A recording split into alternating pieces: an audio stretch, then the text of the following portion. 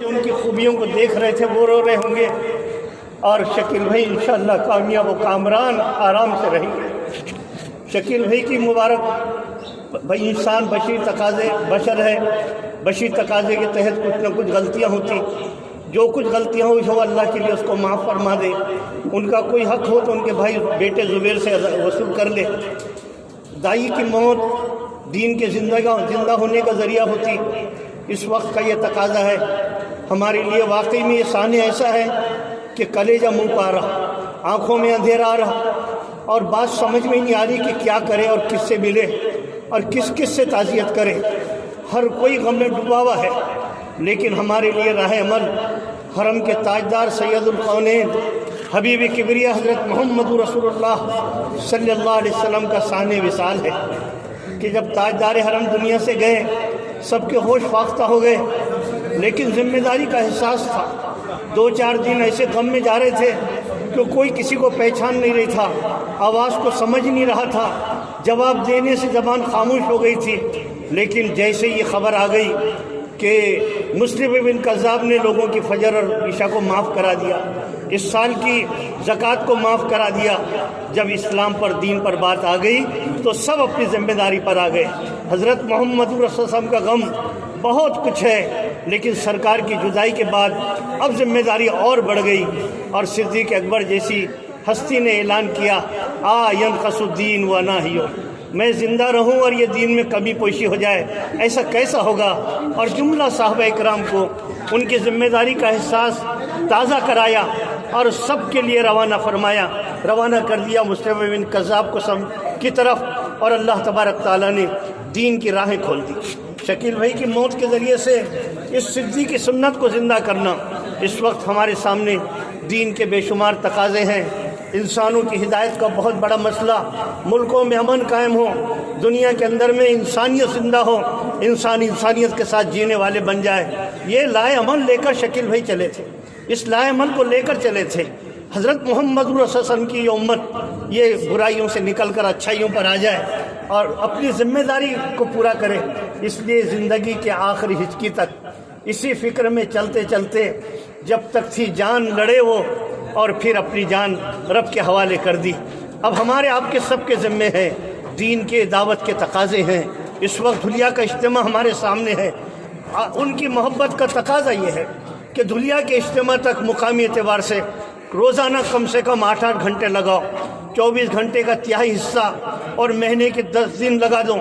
اور ایصال ثواب اور ان کی فکروں کو تازہ کرنے کے لیے چلے اور 4 مہینے کی جماعتوں کا بنانا، اور دھلیا کے جوڑ کے لیے تمام ذمہ داروں کو وہاں پر جمع کرنا، یہ ساری محنت کر ڈالیں گے تو یوں سمجھو اللہ تبارک تعالیٰ شکیل بھائی کا نعم البدل ہو جائے گا۔ بزرگوں کی محنت کو اختیار کرنا، اس کو لے کر چلنا، یہ ان کا نعم البدل ہے۔ اللہ تبارک تعالیٰ وہی ربانی لہریں جو ان کے ذریعے سے اور ان کے عملے کے ذریعے سے چلا رہا تھا، انشاءاللہ تعالیٰ سرنو چلیں گی۔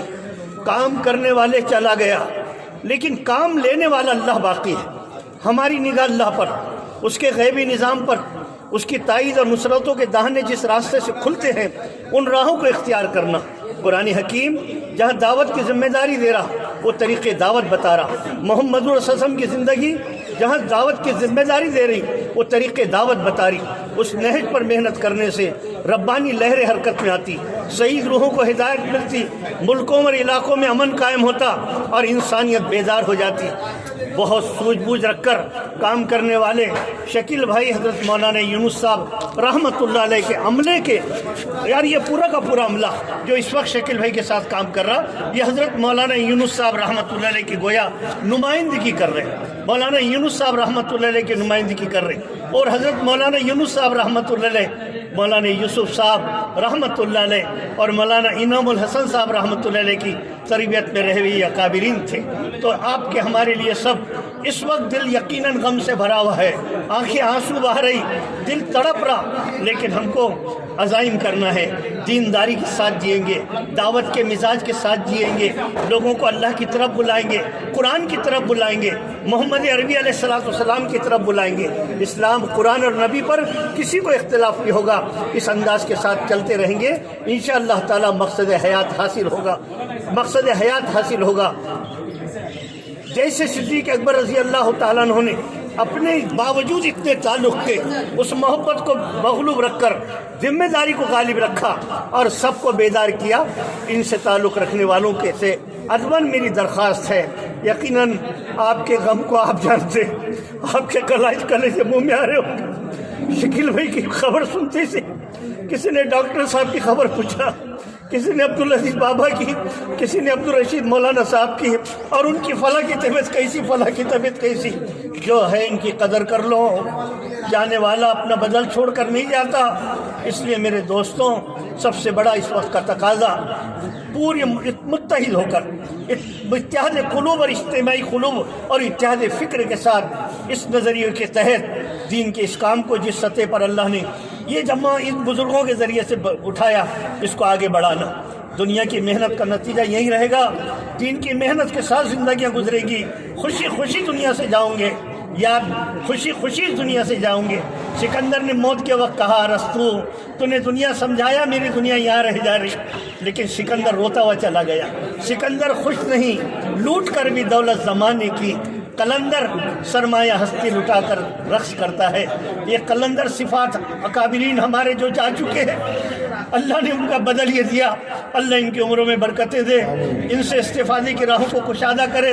ہم کو انسانوں کو سمجھنے کی توفیق نصیب فرمائے۔ کام کو کام یہ جانے والے کا بدل ہوتا، حوصلوں کو بلند کرتا، غموں پر مرہم لگاتا، اور خدائی نظام جب آسمان سے اترتے ہوئے دیکھتے تو ہمتیں اور بڑھتے چلے جاتی۔ مختصراً یہ چند باتیں تھی جو یہ سارے اکابرین کا مجھے حکم تھا، اس لیے میں نے عرض کیا۔ اب عبدالعزیز بابا کچھ فرمائیں گے۔